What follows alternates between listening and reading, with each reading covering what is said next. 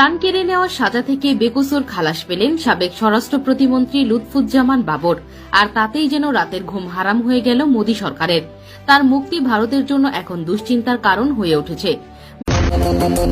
বেধর্মীদের কঠিন হুঁশিয়ার, আমার ইসলামের উপর আঘাত আসলে হযরত শাহজালালের তরিকায় আল্লাহু আকবার বলে নেমে পড়ব।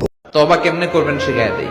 প্রথমে ঘোষণা, আল্লাহ আকাশের নিচে জমিনের উপরে আমার চেয়ে বড় পাপী কেউ নাই। সগীরা কবিরা, জেনে না জেনে, ইচ্ছায় অনিচ্ছায়, শিরকে বেদাতি, শয়তানের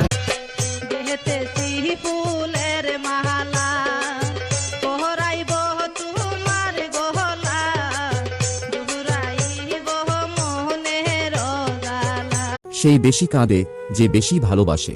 ভালোবাসা এমন এক অনুভূতি যা মানুষকে গভীরভাবে স্পর্শ করে। যখন কেউ সত্যিকার অর্থে ভালোবাসে, তার হৃদয়ের প্রতিটি কোণ জুড়ে সেই ভালোবাসা বাসা বাঁধে।